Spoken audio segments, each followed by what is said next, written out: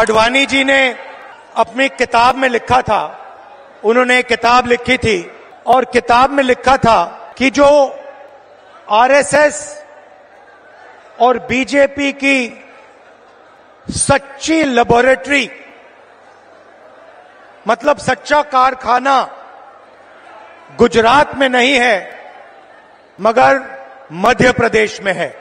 BJP की laboratory में मरे हुए लोगों का इलाज किया जाता है और उनका पैसा चोरी किया जाता है।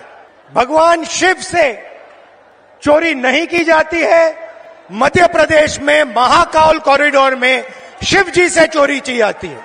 व्यापम में 1 करोड़ युवाओं के भविष्य को बर्बाद किया जाता है। एमबीबीएस की सीट बिक जाती है और पटवारी बनने के लिए 15 लाख रुपए की रिश्वत देनी पड़ती है। बीजेपी की लेबोरेटरी में 18 साल में 18,000 किसानों ने आत्महत्या की है। भोपाल में एक लड़की का बलात्कार होता है और जब उसका भाई उसे बचाने की कोशिश करता है तो पुलिस के सामने उसकी हत्या कर दी जाती है। बीजेपी के लेबोरेटरी में आदिवासी जिला है। बीजेपी के नेता आदिवासियों के ऊपर पेशाब करते हैं। आदिवासियों के बीच आया हूं तो आपके बारे में थोड़ा कहना चाहता हूं। देखिए, शब्द बहुत जरूरी होते हैं। जब कमलनाथ जी भाषण देते हैं, हमारे नेता भाषण देते हैं, भाषण देते थे, मैं भाषण देता हूं, ऐसी शब्द का प्रयोग करते हैं। आपने हमारे मुंह से कभी वनवासी शब्द सुना है? आदिवासी शब्द बीच में फर्क क्या है? आदिवासी शब्द का मतलब हिंदुस्तान के वासी जो यहां पहले आए थे। जब पहले हिंदुस्तान आया, पहले लोग जो यहां रहते थे, जो इस जमीन के मालिक थे, उनको हम आदिवासी कहते हैं। मतलब ये कोई खोखला शब्द नहीं है। इसका मतलब हिंदुस्तान की जमीन, जल, जंगल पर आपका सबसे पहला हक बनता है। यह है इसका मतलब। दूसरी तरफ वनवासी मतलब आपका जमीन पे हक नहीं बनता, आप तो जंगल में रहते हो। इसीलिए बीजेपी के लोग, बीजेपी के नेता आदिवासियों पर पेशाब करते हैं। और जब कोविड का समय आता है तो जो जानवर को भी खिलाया नहीं जा सकता, वो मध्य प्रदेश के आदिवासियों को खिलाने की कोशिश करते हैं। सड़ा हुआ अनाज आपको देते हैं। इनका कहना है कि आपको जंगल में रहना है। इनका कहना है कि आपके बच्चों को ना इंजीनियर बनना है, ना लॉयर बनना है, कि आपको बैंक लोन नहीं मिलना चाहिए, आपको आवास योजना में सही पैसा नहीं मिलना चाहिए, क्योंकि आप जंगल के हो, आपको जंगल में रहना चाहिए और आपको जंगल में मरना चाहिए। यह है आदिवासी और वनवासी शब्दों का फर्क।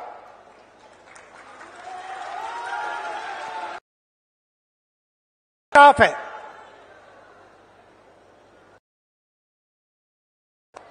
जमीन का हक मिलना चाहिए, जंगल का हक मिलना चाहिए। और हम कानून लाए, क्योंकि हम खोखले वायदे नहीं करते। हम पैसा कानून लाए, हम फॉरेस्ट राइट एक्ट कानून लाए। अब इन पैसा कानून में साफ लिखा था, जमीन लेनी है, चाहे वो हिंदुस्तान का सबसे बड़ा उद्योगपति हो, अदानी हो, कोई भी हो, अगर जमीन लेनी है तो पहले जाकर हाथ जोड़कर ग्राम सभा से जाकर पूछिए, नहीं तो जमीन नहीं ले सकते। ये कानून बनाया हमने।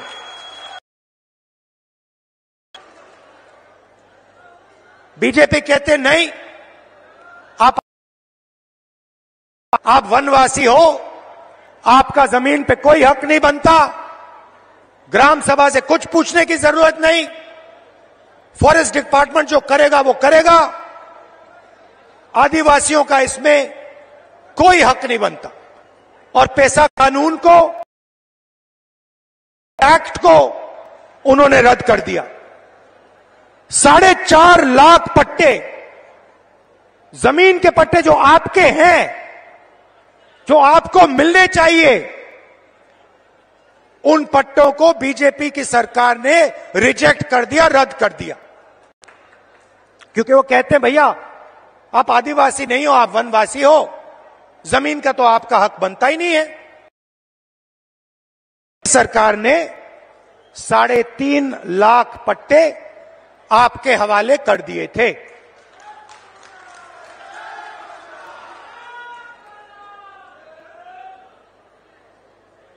बीजेपी सरकार ने धमकी देकर, डराकर आपसे जमीन छीनी। जोबट में, मंडला में, डिंडोरी में आपने धरना की, आप खड़े हो गए, आपने कहा हम आपको जमीन नहीं देना चाहते, मगर हिंसा के साथ सरकार के बल को प्रयोग करके आपको हटाया गया और जो आपका है आपसे छीना गया। जल, जमीन और जंगल,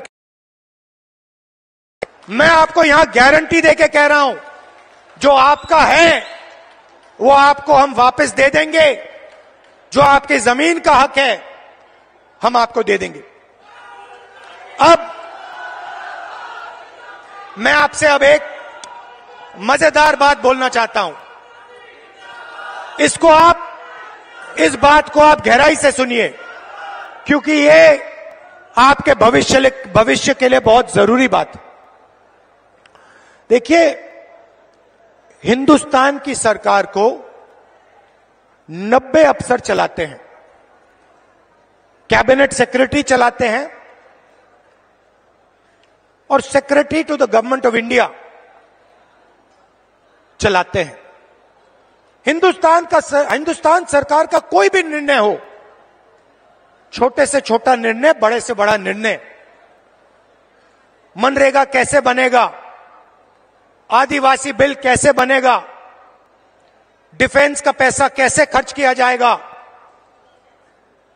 ये सारे के सारे निर्णय अंत में ये 90 अफसर साइन करके निर्णय लेते हैं। भाई और बहनों, बीजेपी के एमएलए और एमपी नहीं लेते हैं। बजट का कैसे प्रयोग किया जाएगा, हिंदुस्तान में जो जीएसटी का पैसा लिया जा रहा है, गरीबों से छीना जा रहा है, वो पैसा कैसे इस्तेमाल होगा, ये 90 अफसर निर्णय लेते हैं। अब मैंने पार्लियामेंट में भाषण में कहा कि 90 अफसरों में से 3 अफसर ओबीसी वर्ग के हैं, और मैंने कहा कि भैया ये जो पूरा बजट है, इसमें से सिर्फ 5% बजट ओबीसी अफसर डिसाइड करते हैं। अगर हिंदुस्तान की सरकार 100 रुपए खर्च करती है तो ओबीसी वर्ग के अफसर 5 रुपए का निर्णय लेते हैं। अब मैं आपसे सवाल पूछता हूं, मजेदार सवाल। अगर हिंदुस्तान की सरकार 100 रुपए खर्च करती है और ओबीसी के अफसर 5 रुपए का निर्णय लेते हैं, तो आदिवासी अफसर आज कितने रुपए का निर्णय लेते हैं, यह बता दो मुझे। भाई और बहनों, ये हिंदुस्तान, हमारे देश को चलाते हैं। आप मुझे बताइए, अगर हिंदुस्तान की सरकार 100 रुपए खर्च करती है तो आदिवासी अफसर कितने रुपए का निर्णय लेते हैं? जब मैं आपको बताऊंगा, जवाब दूंगा, आप हिल जाओगे। शर्म की बात है। भाई और बहनों, 100 रुपए में से आदिवासी अफसर 5 रुपए का निर्णय नहीं लेते। भाई और बहनों,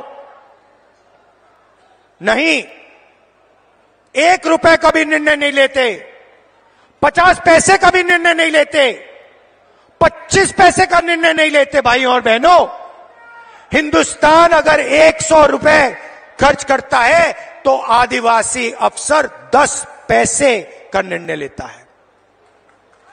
इससे बड़ा आदिवासी वर्ग का अपमान किया जा सकता है क्या? नहीं। इसीलिए हम सवाल उठा रहे हैं। आदिवासियों को इस देश में आज क्या हक मिलना चाहिए, कितना हक मिलना चाहिए? ओबीसी वर्ग को कितनी हिस्सेदारी मिलनी चाहिए? एससी वर्ग को कितनी हिस्सेदारी मिलनी चाहिए? यह सवाल है देश के सामने। इसीलिए हमने कास्ट सेंसस की बात की है। इसीलिए हम कास्ट सेंसस चाहते हैं, जाति जनगणना चाहते हैं, और हम करवा के दिखाएंगे। भाई और बहनों, आप देखिए, पहले नरेंद्र मोदी भाषणों में वनवासी कहते थे। जहां भी जाते थे पहले कहते थे वनवासी। मैंने एक भाषण किया, मैंने कहा नरेंद्र मोदी जी, आप आदिवासियों का अपमान मत करो। आप ये वनवासी शब्द कभी फिर से प्रयोग मत करो। अब आप देखिए, नरेंद्र मोदी जी का भाषण देखिए, अब वो वनवासी नहीं कहते, अब वो आदिवासी कहते हैं। मुंह से आदिवासी शब्द निकलता है, दिल में वनवासी शब्द है। भाई और बहनों, मुंह से आदिवासी, दिल और दिमाग में वनवासी। हमारी नीयत साफ है, दिल से आदिवासी, दिमाग से आदिवासी, मुंह से आदिवासी, कर्मों से आदिवासी। हम यहां आपको झूठ बोलने नहीं आए हैं। भाई और बहनों, हमारी गारंटी सुन लीजिए। मैंने आपसे कहा था, आपकी जो जमीन है उसका हक आपको मिलेगा। जाति जनगणना की मैंने बात कर रखी, पार्लियामेंट में रखी। हम करवाएंगे, चाहे बीजेपी करवाए ना कराए, हम उन पे ऐसा दबाव डालेंगे, उनको करना ही पड़ेगा। अगर नहीं करेंगे, परे हो जाओ, हम करेंगे। भाई और बहनों, छत्तीसगढ़ की सरकार ने काम शुरू कर दिया, कर्नाटक की सरकार ने काम शुरू कर दिया, राजस्थान की सरकार ने काम शुरू कर दिया। कहां तक भागेगी बीजेपी? कहां तक दौड़ेंगे? मध्य प्रदेश में हमारी सरकार आएगी, पहला काम हमारी सरकार का सेंसस कर देगी। क्यों? क्योंकि हम आदिवासी वर्ग को, दलित वर्ग को और ओबीसी वर्ग को हिंदुस्तान की हिस्सेदारी देना चाहते हैं। मेरा सीधा सवाल है, अगर हिंदुस्तान में 50% से ज्यादा आदिवासी वर्ग है, तो दिल्ली में 90 अफसरों से सिर्फ 3 ओबीसी वर्ग के क्यों हैं? अगर आदिवासी वर्ग 10-15% है, तो 100 रुपए में से सिर्फ 10 पैसे का निर्णय आदिवासी वर्ग क्यों ले रहा है? यह शर्म की बात है। इसको हम बदलने जा रहे हैं और पहला कदम का सेंसस जाति जनगणना है। पहला कदम। मैंने कमलनाथ जी से कहा, कुछ दिन पहले मैंने कमलनाथ जी से कहा, कमलनाथ जी आपकी एज क्या है? आयु क्या है आपकी? हाँ, 72 साल की एज है। आप देखिए, कांग्रेस के नेता हैं, कभी जीप पे चढ़ जाएंगे, कभी भारत जोड़ो यात्रा पे निकल जाएंगे। कुछ दिन पहले भीड़ के बीच में घुस गए, थोड़ी सी चोट लग गई, घुटने में चोट लग गई। मैंने पहला सवाल इनसे पूछा, कमलनाथ जी आपने एक्सरे करवाया, एमआरआई आपने करवाया? कहते हां मैंने करवाया। क्या हुआ? नहीं, हड्डी नहीं टूटी थी, लिगामेंट में थोड़ी चोट लगी। वही बात मैं कह रहा हूं, कास्ट सेंसस, जाति जनगणना एक्सरे है। आदिवासी वर्ग को चोट लग रही है, ओबीसी वर्ग को चोट लग रही है, दलित वर्ग को चोट लग रही है। चलो पता लगा लेते हैं, एक्सरे कर लेते हैं, दूध का दूध पानी का पानी हो जाएगा, साफ हो जाएगा पूरा। अब मैं नरेंद्र मोदी को चैलेंज दिया, मोदी जी आप प्रधानमंत्री हो, देश का एक्सरे करा दो। कांग्रेस पार्टी ने जाति जनगणना की थी, उसका जो डेटा है मध्य प्रदेश की जनता के सामने, ओबीसी युवाओं के सामने रख दो। कभी नरेंद्र मोदी जी पाकिस्तान की बात करेंगे, कभी अफगानिस्तान की बात करेंगे, कभी साउथ इंडिया की बात करेंगे। क्या मतलब? इधर ध्यान करवाएंगे, उधर दिखवाएंगे, ऊपर दिखवाएंगे, नीचे दिखवाएंगे। अरे नरेंद्र मोदी जी का सेंसस है, जाति जनगणना, उसके बारे में अपने भाषण में बोल दीजिए। अब मध्य प्रदेश का हर ओबीसी युवा, भाई और बहनों, मैं आपकी बात कर रहा हूं, आपके भविष्य की बात कर रहा हूं। आप बेरोजगार क्यों हो? समझो, बेरोजगार हो क्योंकि आपके लोग हिंदुस्तान की सरकार को नहीं चला रहे, बजट के निर्णय नहीं ले रहे। कल भाई और बहनों, ओबीसी भाई और बहनों, युवाओं, प्रेस कॉन्फ्रेंस हो रही थी, मजेदार। मुझसे सवाल पूछ रहे हैं मोदी जी के बारे में, इजराइल के बारे में, अलग अलग सवाल। मैंने एक सवाल रख दिया सामने। मैंने प्रेस वालों से पूछा, भैया एक बात बता दो, आप यहां पे 200-300 लोग,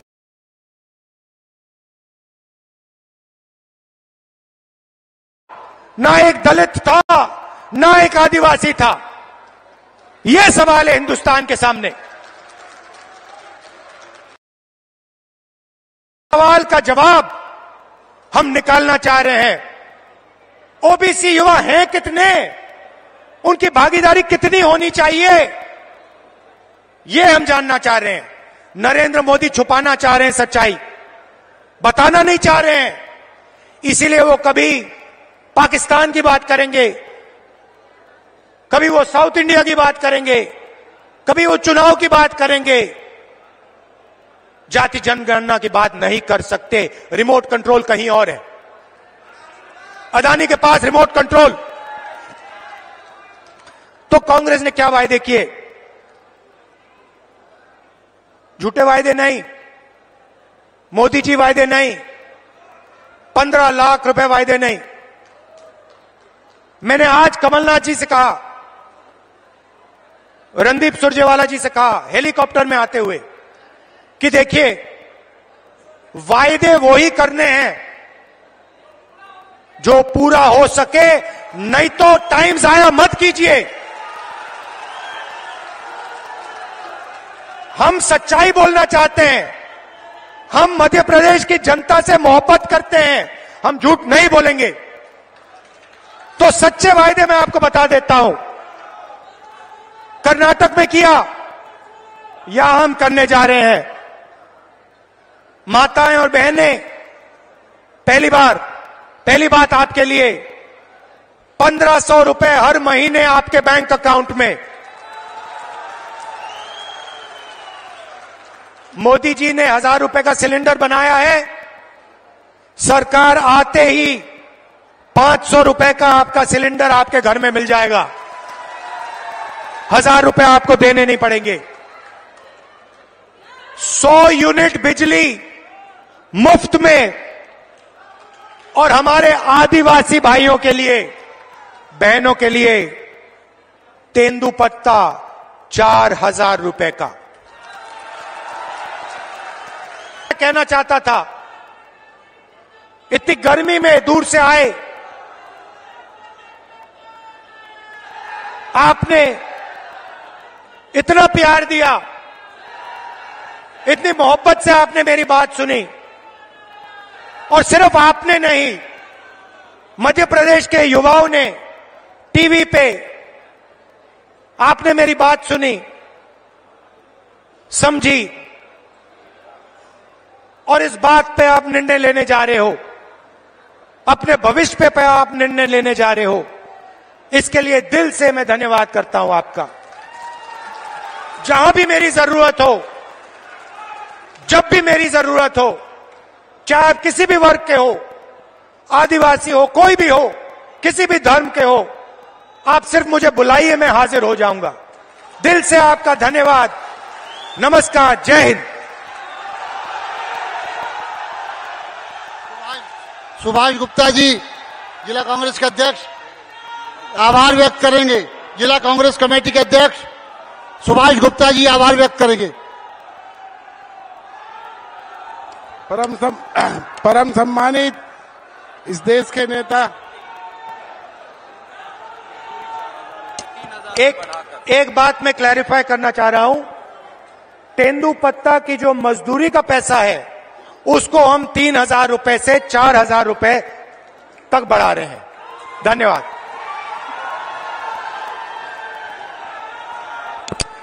माननीय राहुल जी का, कमलनाथ साहब जी का, सभी लोगों का, मंच हसीन और जनता का बहुत बहुत आभार, बहुत बहुत आभार।